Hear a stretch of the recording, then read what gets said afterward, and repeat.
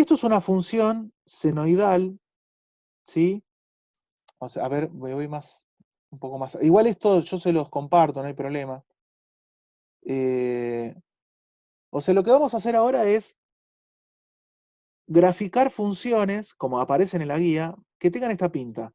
A por el seno de bx más c más d y a por el coseno de bx más c más d, ¿no? O sea, gráficos de funciones trigonométricas, que estos son los que realmente nos van a interesar, porque, a ver, yo se los digo como físico y ustedes futuros ingenieros, en la naturaleza, en la vida real, las funciones trigonométricas aparecen así, y esto pueden representar desde, no sé, un campo eléctrico, un campo magnético, qué sé yo.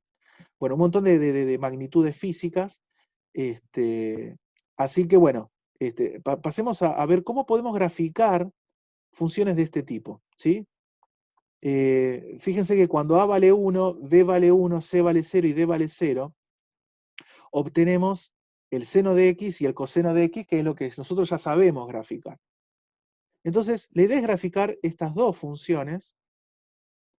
Lo que hay que tener en cuenta es que el gráfico del seno y el gráfico del coseno para un periodo, para un intervalo de 0 a 2pi, si recuerdan de las diapositivas anteriores, era así.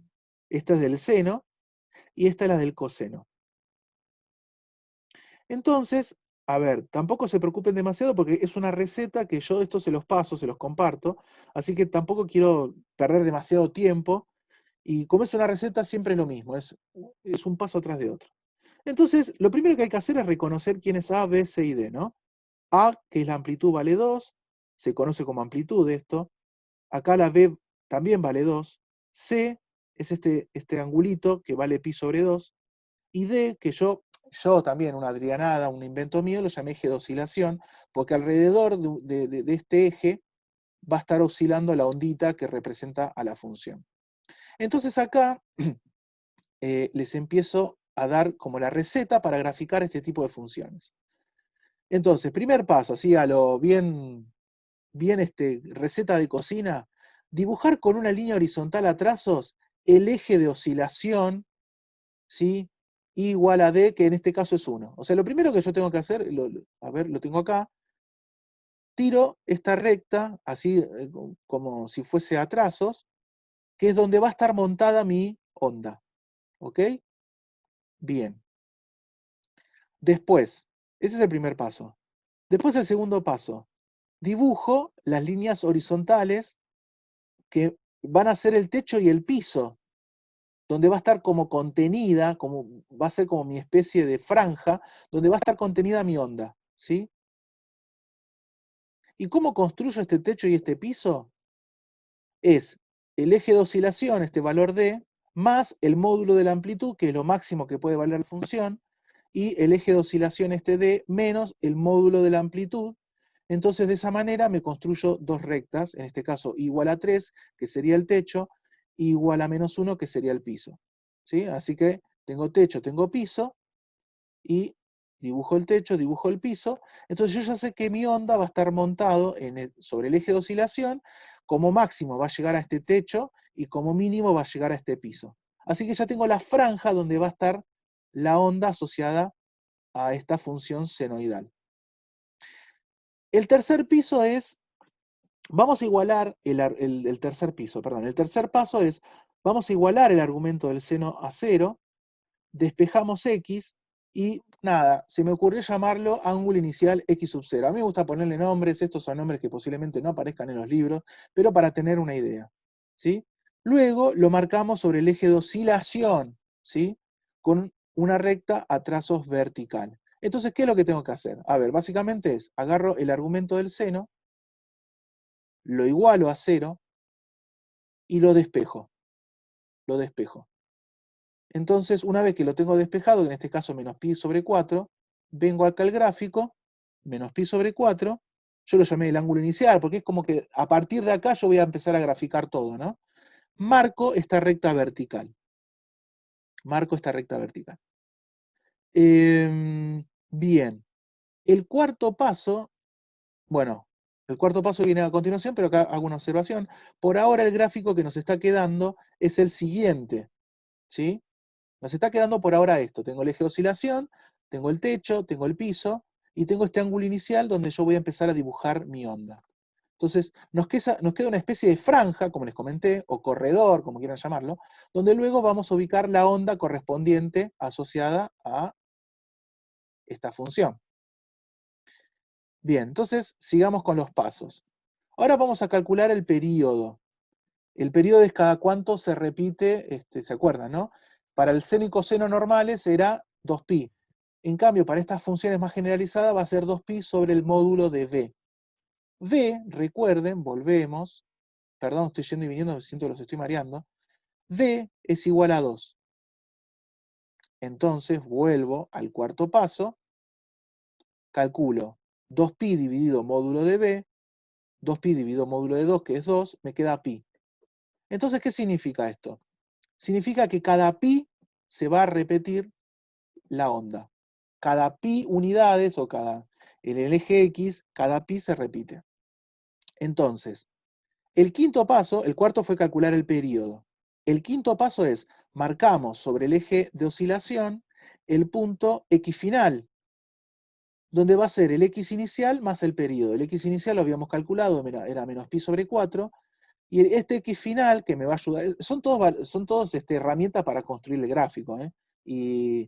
Y nada, le pongo nombres como para no marearnos, pero son inventos míos, son herramientas auxiliares que les pongo nombre yo de fanático. Entonces, el ángulo inicial, menos pi sobre 4, le sumo el período, ¿sí? Menos pi sobre 4 el ángulo inicial, le sumo el período que es pi, me da 3/4 de pi. Entonces, este punto lo podríamos llamar ángulo final, y lo voy a marcar, a ver, el dibujo lo tengo acá, ¿sí? Lo voy a marcar acá. Esta ya es como una segunda versión del dibujo. Entonces lo ubico acá, tengo el ángulo inicial, tengo el ángulo final, y después al segmento que va desde el ángulo inicial hasta el ángulo final, lo divido en 4 segmentitos iguales.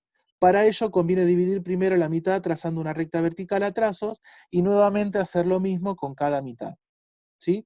Imagínense que yo tengo el ángulo inicial acá, el ángulo final, entonces este rectángulo lo divido a la mitad, y luego cada mitad lo divido a la mitad, como si fuesen 4 barritas de chocolate águila, ¿sí?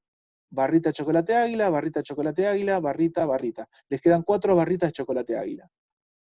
Entonces, con lo que hemos hecho hasta ahora, nos queda un rectángulo partido en 4 rectángulos iguales, y dentro de este rectángulo, obtenido en el sexto paso, introducir el gráfico de la onda correspondiente a la del seno, porque si recuerdan, estábamos trabajando con un seno para el intervalo de 0 a 2pi. O sea, el gráfico que tenemos acá, perdón, como esta estructura, este andamio que tenemos con todas estas rectas auxiliares, ubicamos la onda de la función seno que va de 0 a 2pi. Es como que hago una especie de copiar y pegar. ¿Se entiende? Hago una especie de copiar y pegar, y después lo que hay que hacer es copiar y pegar y repetir esto para un lado y para el otro. Bueno, en este caso yo lo había hecho para de menos pi sobre 2 hasta 3pi, pero lo pueden hacer hasta todas las veces que quieran para un lado y para el otro, ¿no? Una vez que ya tienen este modelito, ¿sí? Lo copian y lo pegan para un lado, lo copian y lo pegan para el otro, y de esa manera ustedes tienen el gráfico de esta función f de x igual a 2 por seno de 2x más pi sobre 2 más 1. ¿Ok?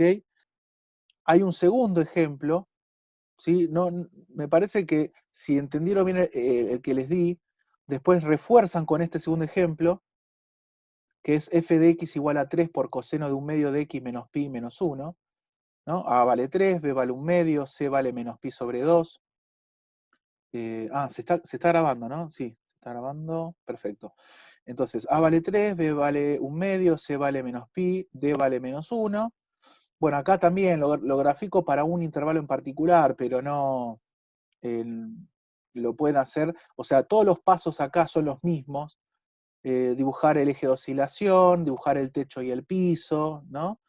Con eso ya se van construyendo la franja donde va a estar contenido la onda asociada al gráfico de esta función.